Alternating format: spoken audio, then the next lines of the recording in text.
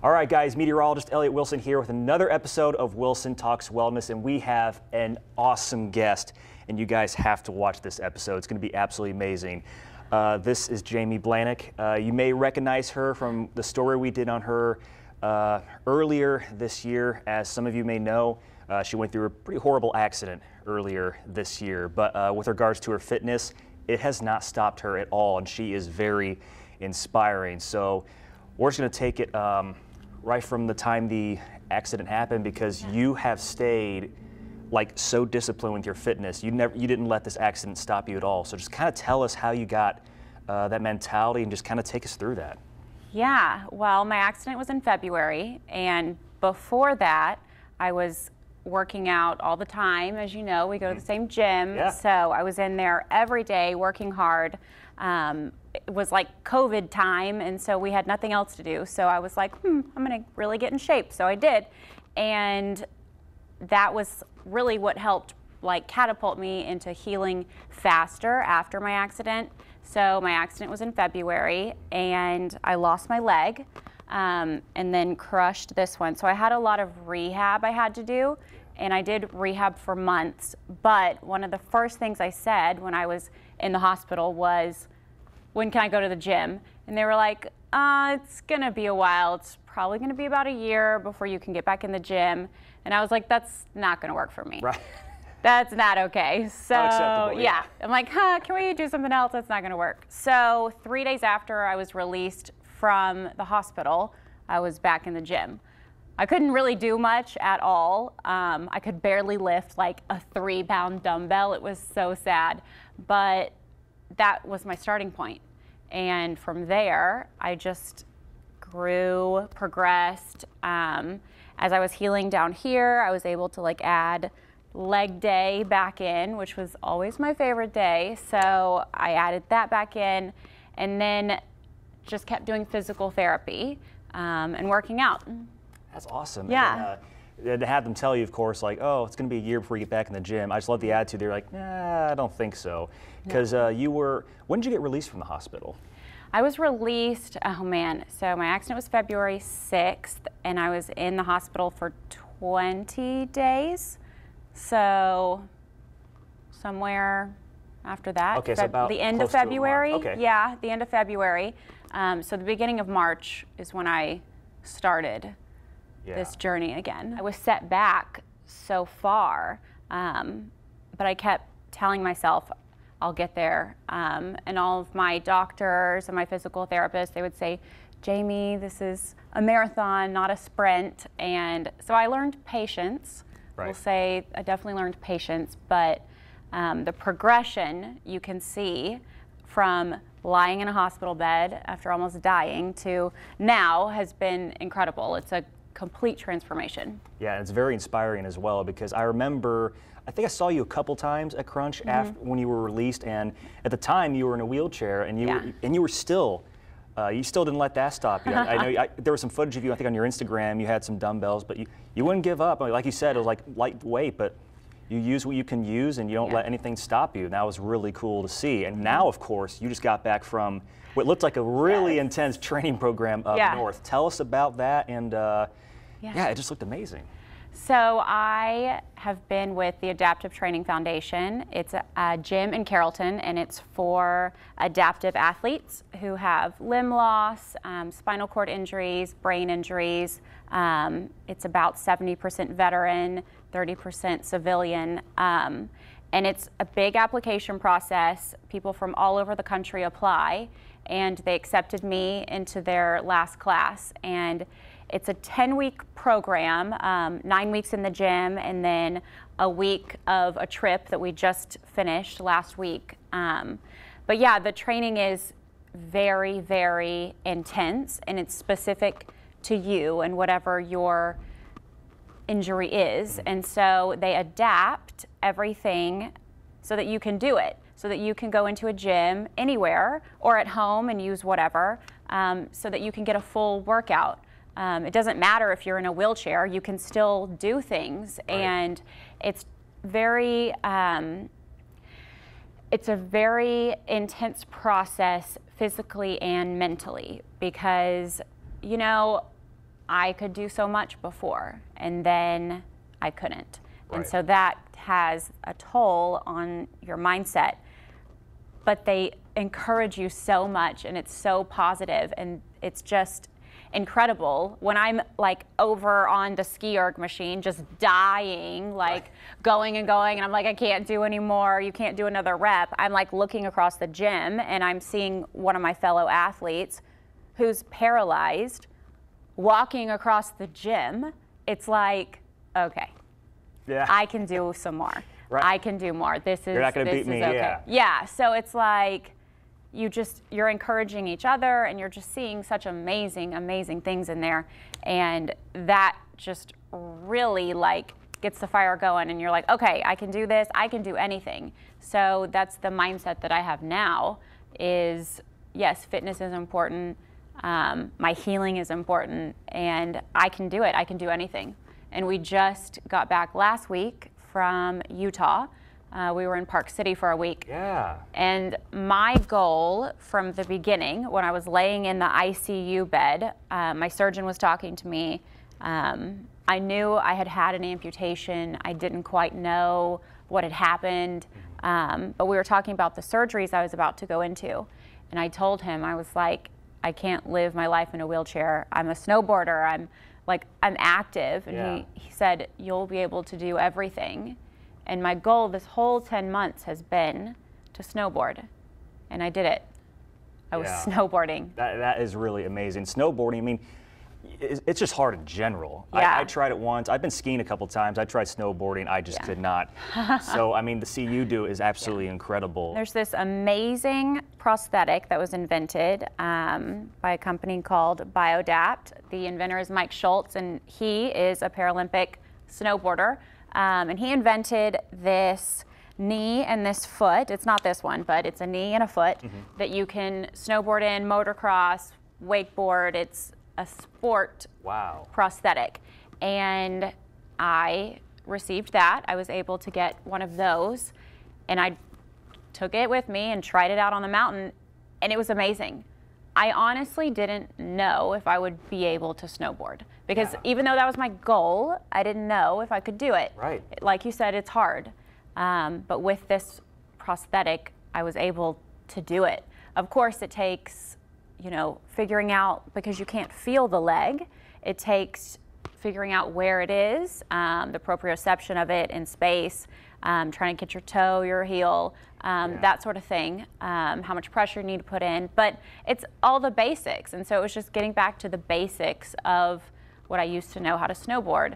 And it was literally the most incredible feeling going down the mountain and being like, I did this, I'm doing this. And it's something I'm going to continue doing. As an athlete, that's the sport that I want to do. So I'm going to continue snowboarding. But as hard as it was, just the joy that I get from it is totally worth it. I did want to go back to the training foundation because I wanted to talk about what were some of the exercises that you personally got put through. What were kind of the ones they adapted for you?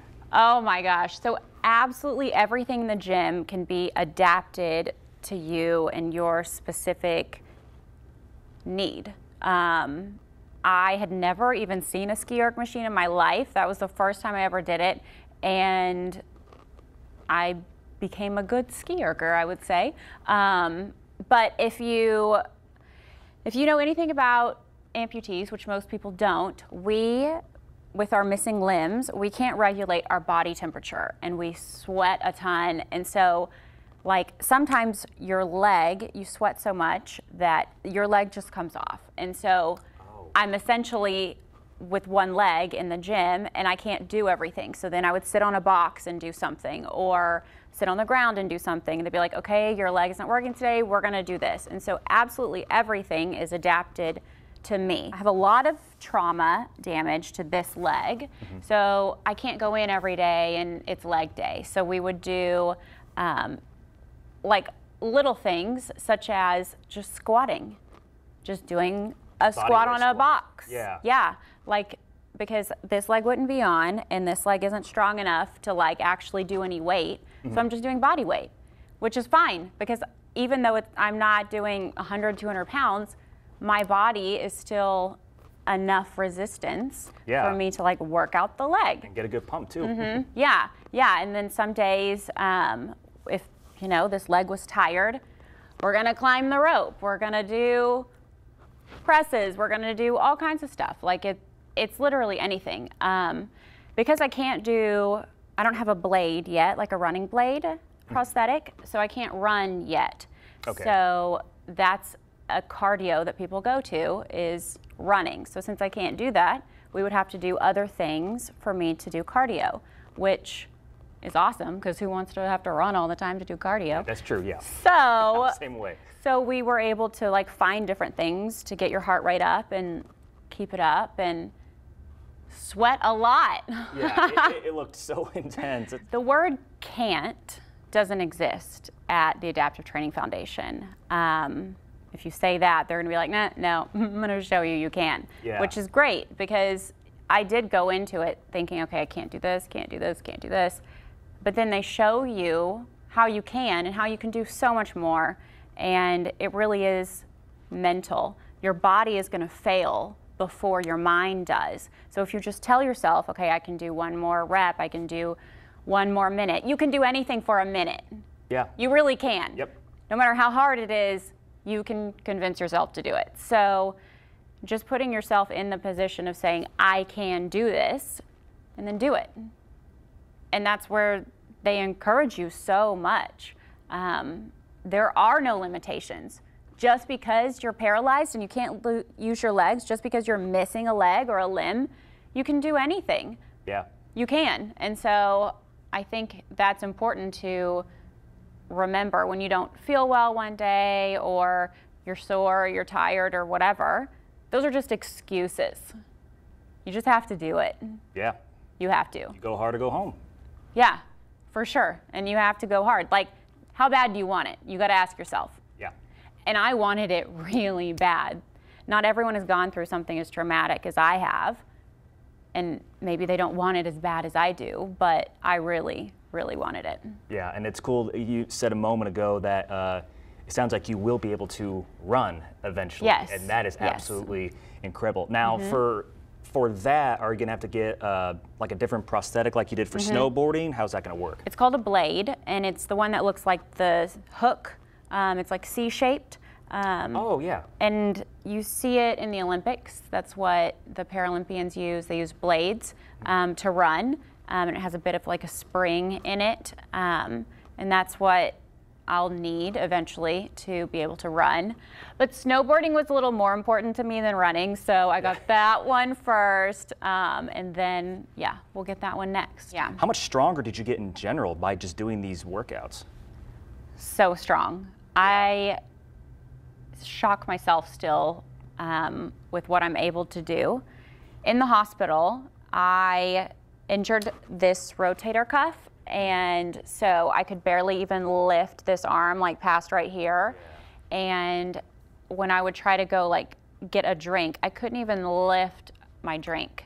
That's how weak I was. Yeah. And like I said, when I first went into the gym, I was using like the little baby 5-pounders, like to do everything.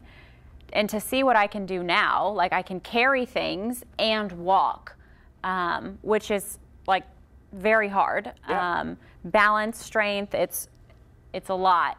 And I can do so much.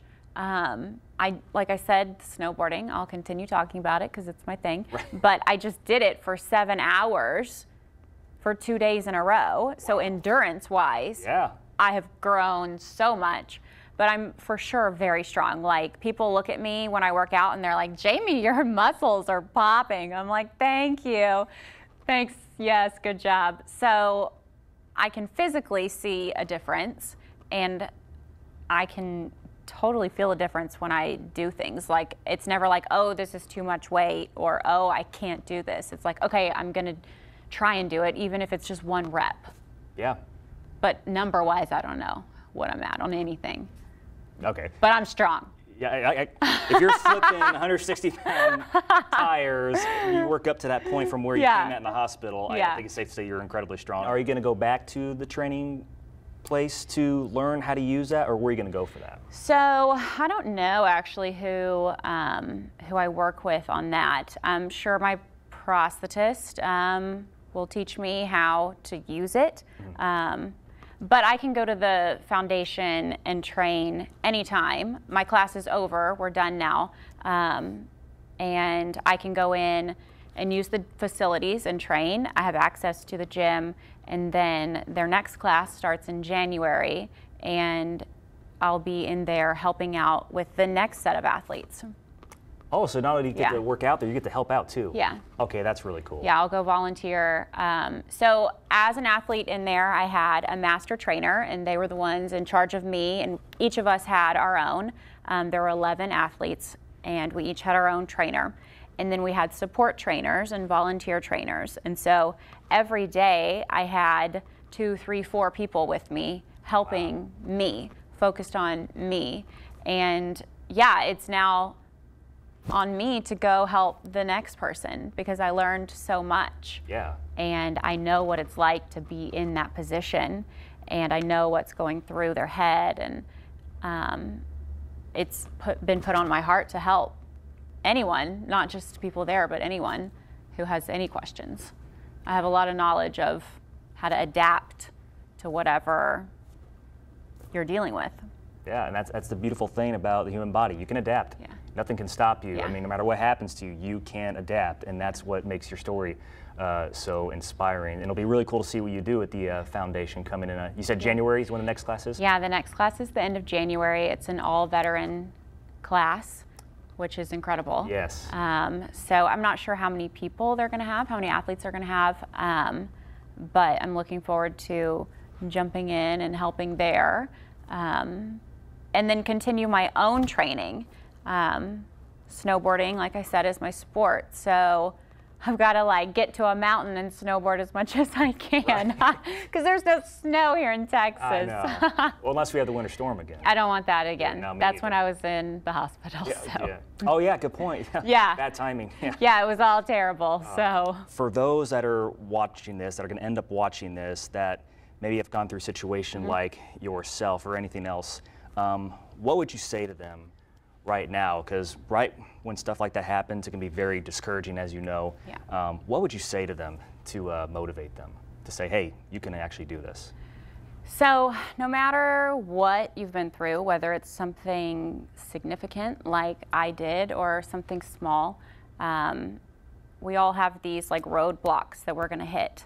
And if you can allow yourself to say, okay, this happened to me, but it's over here. I want to do better. If you can just tell yourself that it's going to be okay and you can figure it out and you can adapt and then figure out how you're going to better yourself, whether it's physically, mentally, whatever, find that path and go down that path.